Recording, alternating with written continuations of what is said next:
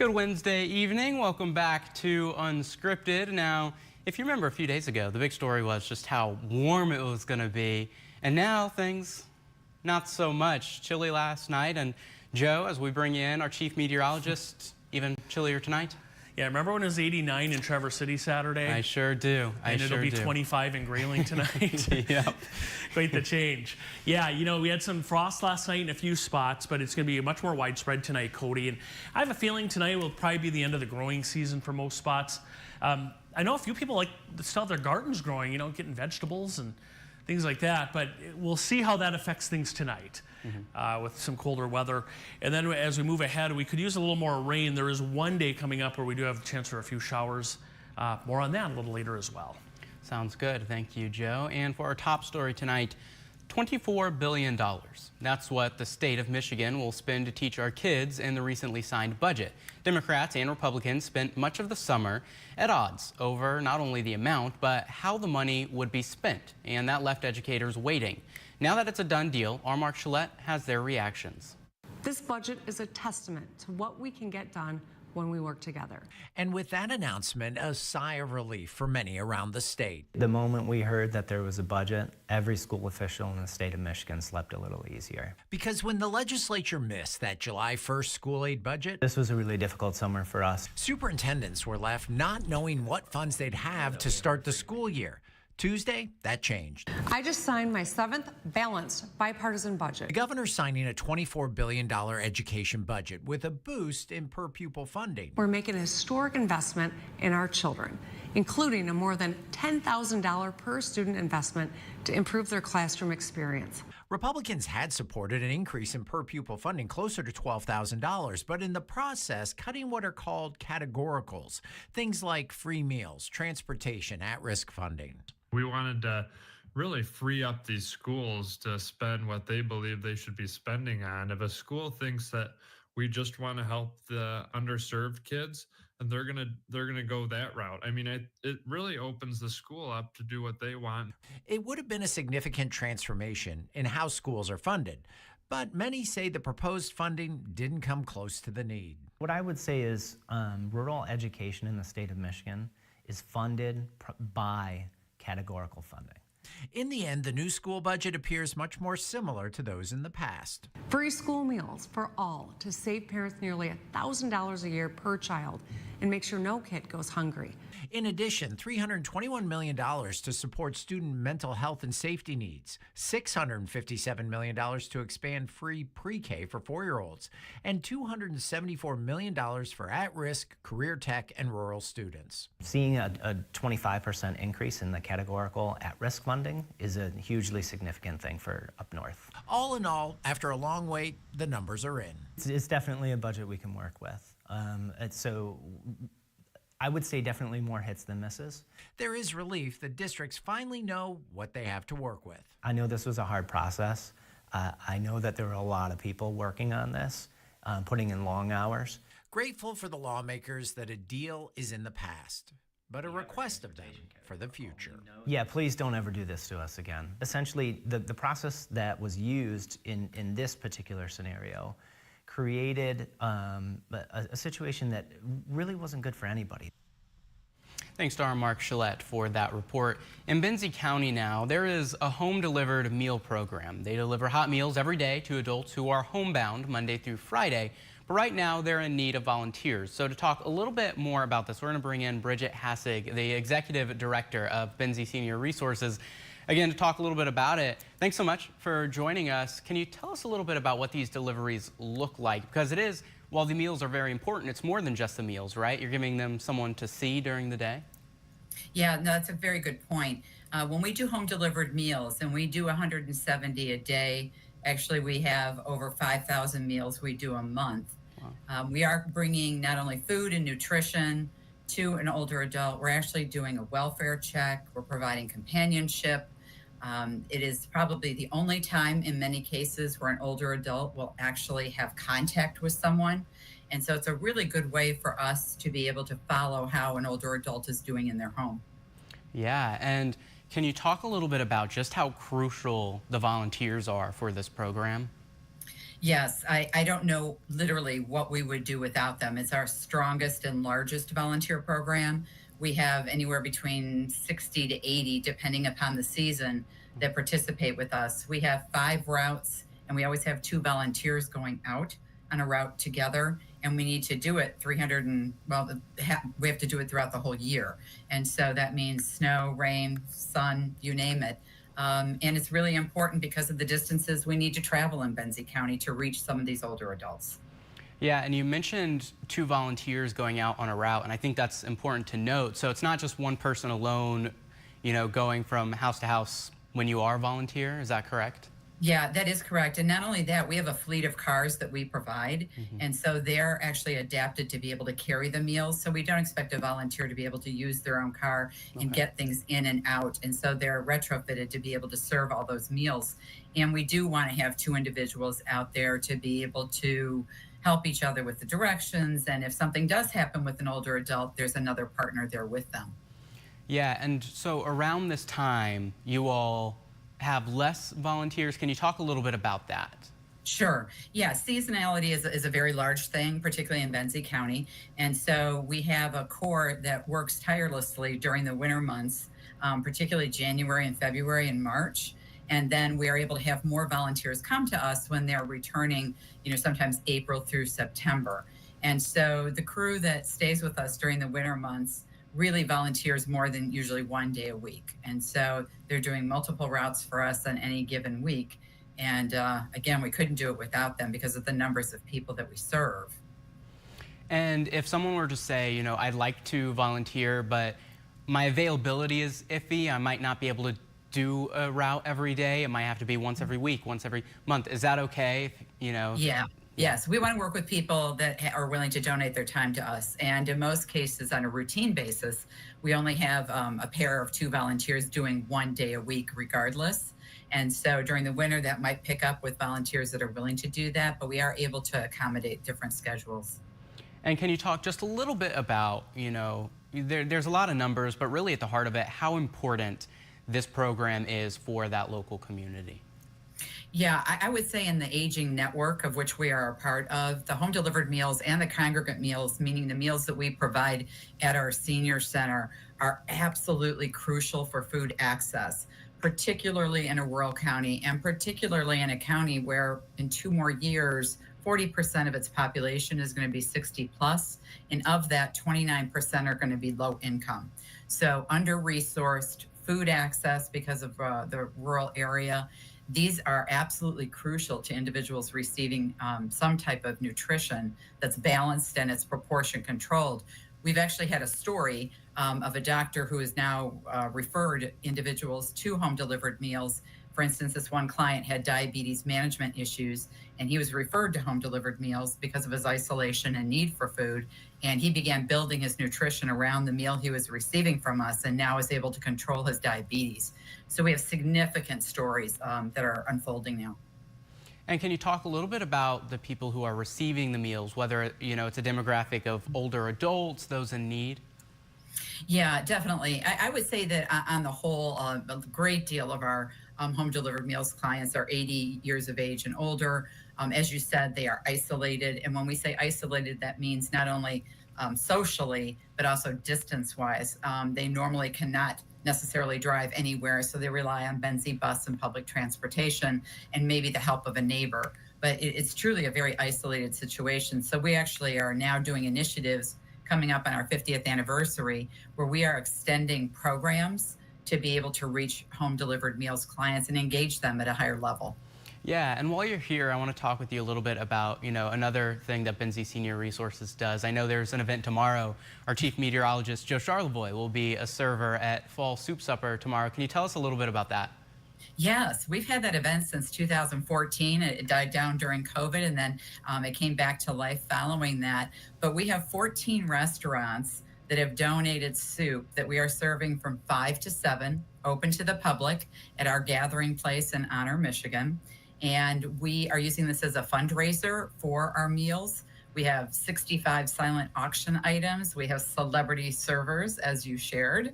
And we were really looking forward to being able to reach out to the community and have them come in and see the incredible support that we have received for this event, and great food, might I add. Yeah, absolutely. Before we let you go, is there anything else that you'd like people to know, whether it's about the need for volunteers or just Benzie Senior Resources in general? Yeah, I always would like to roll out the welcome to individuals that would like to or volunteer and donate. We are very fortunate to be supported by a millage in Benzie County, but that's only about 56% of our funding, and we have a lot of people we need to serve. So, any way that individuals would like to work with us, please reach out to us. Yeah, absolutely. Bridget Hassig, Benzie Senior Resources Executive Director, thanks so much for spending some time with us and talking about this. Yeah, thank you. Yeah, shifting gears a little bit and continuing coverage out of Osceola County in a small town of Everett. A World War I soldier is being remembered more than a century after his death. Private Joseph Guyton was the first American killed on German-held soil. UpNorthLive's Tony Lundy tells us today's tribute was about more than history. It was about a legacy. At first glance, it looked like a quiet morning in Everett, but behind the scenes, a story of sacrifice, service, and remembrance was unfolding. Private Joseph Guyton, a local son, was killed in 1918 during World War I, the first American soldier to die on German-held soil. On Wednesday, his community honored him once again. So I think it's that connection, that it goes across the generations, across the ages, that here's somebody who's fought for our freedom, and that people do that, that we need to continue to remember, to honor. That reminder to remember extended across age groups. Local students stood alongside veterans, first responders, and service members, honoring not just a name, but a legacy. You know, when you lose somebody in conflict, it's tough. In my mind, it just hardened me and gave me motivation every day to put a uniform on and keep serving for them, to honor them, for their families, because, you know, I have the blessing of life and a career and family. They don't have that anymore. He doesn't have that anymore. Private Joseph Guyton was just 28 years old when he was killed. He served in the 126th Infantry Regiment of the 32nd Red Arrow Division, a unit made up largely of soldiers from Michigan and Wisconsin. Private Guyton's sacrifice remains etched into Everett's history and into the hearts of those still willing to serve. In Osceola County, Tony Lundy, UpNorthLive News. Well, a new festival is coming to northern Michigan that'll keep you on your toes. Traverse City Dance Project launches the inaugural Northern Michigan Dance Festival this weekend. This 3-day festival will feature world-class dance and community connection. Artists from across the country will perform, work with local musicians, participate in workshops, school shows, and Q&As. And it's also a real delight for artists to come and convene in these places during the year. So we're hoping that we can kind of create a mini hub for world-class dance in Traverse City. The festival will begin this Friday and run through Sunday. All the events will be located at the Milliken Auditorium and the Denos Museum Center. And that will take us to our first break of the show. When we get back, we'll take a look at our question of the day, as well as talk to Joe Charleboy about these chilly temperatures. Keep it here. I'm Jada Johnson from Big Boys TV, and the Fish and Game Report is sponsored by Johnson's Propane.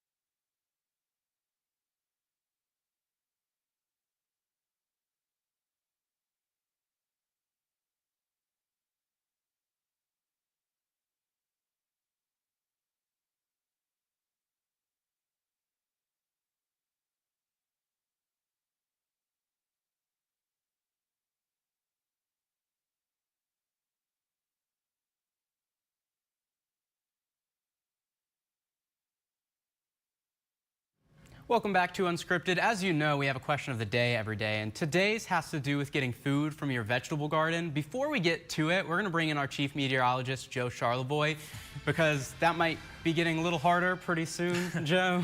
Might want to grab those last tomatoes and zucchini and things like that, cucumbers, whatever you have. You know, it depends. You know, some people really cover up their garden and try to go as long as they can. But tonight we're going to see a pretty widespread frost freeze. So, you know, maybe a few folks giving up on that tonight. We'll see. But it has been so warm. Take a look, Cody. Look at this picture. This was this morning in Manistee. Melanie sending this in. Early on, I was sleeping when this was taken, but we work a late shift, you know. Beautiful, though, cotton candy-like clouds. And then I have another one sent in as well from Marianne Stocking. That was the harvest moon in Traverse City. Look at that. Gorgeous. Beautiful. And also got some of the fog out there. Nice shot. So one thing, Melanie and Mary Ann for sending those in. Really appreciate that. All right, let's go to Cadillac right now, where last night it was 29 degrees there. Let's look right now. The long shadows coming in, sunset not too far away. We do have a freeze warning there. So let's start with that. Our entire viewing area is under a freeze warning. All the purple shaded counties until 9 o'clock tomorrow morning, except Luce County. You're going to be cold too, but the growing season there west through the UP is considered done. So they're not issuing growing, or I should say freeze warnings, frost advisories there any longer. So our frost potential, let's take a look here. Yeah, highest tonight, not as great tomorrow night. So this is the night of concern for frost freeze, and then after that, things actually improving, and will stay above freezing overnight for most days, especially Friday onward through the day on Monday. It's dry. Here's a look at our satellite picture. And just a few clouds earlier west of I-75, some fair weather clouds around the rest of the country. Not a whole lot happening, fairly quiet. Parts of Utah, Arizona there, you see the green, that's for some flood concerns, but nothing close to us. And we have another beautiful day coming up tomorrow. The wind will shift out of the south. This is around high noon tomorrow. Dry weather, sunshine. Our next chance for rain, right there. That's going to be Friday. We have a front coming in. During the day on Friday, that'll bring in some showers, and it looks like Saturday, then low pressure will sweep through here, right there. Can you see the spin there? That's our low Friday night. And then Saturday, yes, there's the chance for showers, but they won't be, you know, it's not going to rain all day, and I do think even some sunshine will peek through at times. So here's the extended forecast. Cloudy Friday, that chance for showers, a couple lingering showers on Saturday. And then Sunday looks really nice, and it's going to be a little warmer too, mid and upper 60s to end the weekend. Next week, fairly quiet. I do think there'll be some intervals of clouds passing through at times, but really, Cody, a pretty quiet stretch of weather here. Just that chance for some showers on Friday, and of course the frost and freeze conditions tonight. Okay, sounds good. Thank you, Joe. And again, a fun question today, kind of like we talked about before the forecast. Our question of the day today, are you still getting food from your vegetable garden? There's still plenty of time to vote. You can scan the QR code on your screen now, or you can vote on our website, UpNorthLive.com, or our UpNorthLive Facebook page. We'll take a look at the results from those and see how people's gardens are doing a little later in the show. We're going to take another quick break. When we get back, the Tigers still in that ALDS series with the Mariners. We'll check in on that when we get back. Stay with us.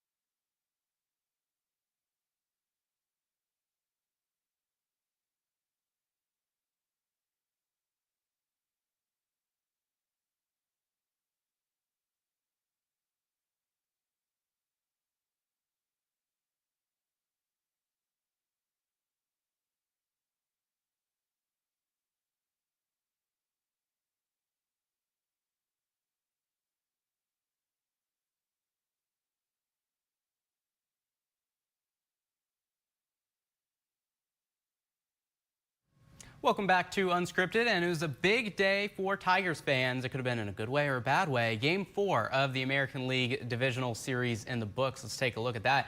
Tigers win this one in a game they had to have. Their backs were against the wall. They win it 9-3. Those 9 runs, the most runs scored in a Tiger postseason game since the 1968 World Series. There you go. There's those 9 runs right there. Big day for the batters. The team had a combined 7 runs in the 5th and 6th innings with Riley Green, Javi Baez, and Gleyber Torres all homering.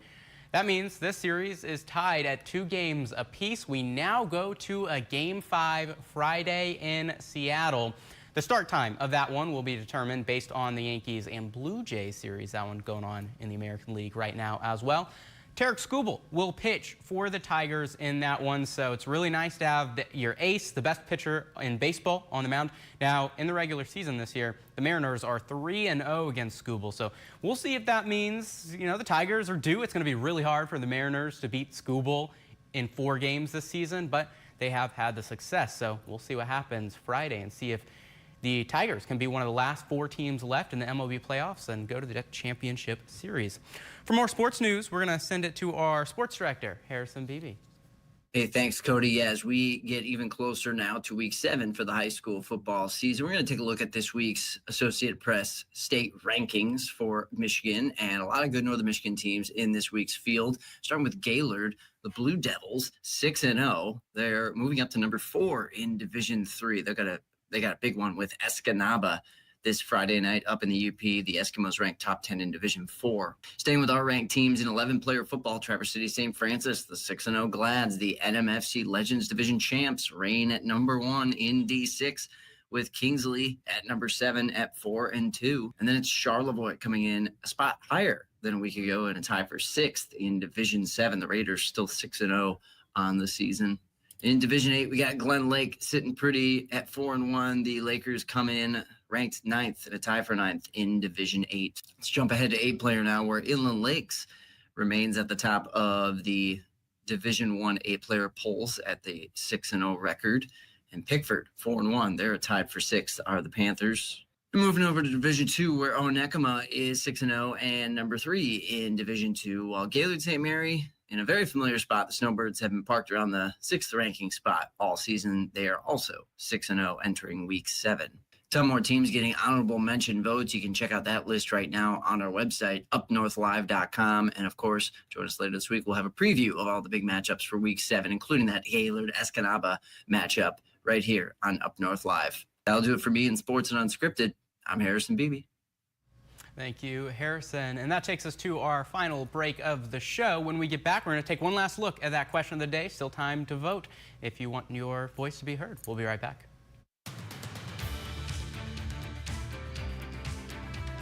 Salon services are furnished by Epiphany Advanced Academy in East Acme.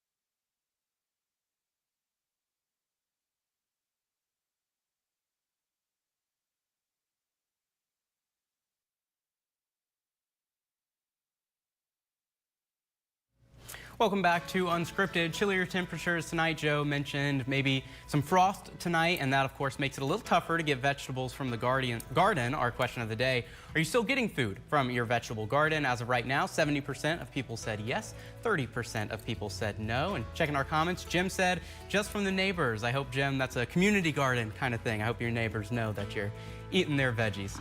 Thanks for voting if you did, and thanks for joining us for Unscripted. Have a great night.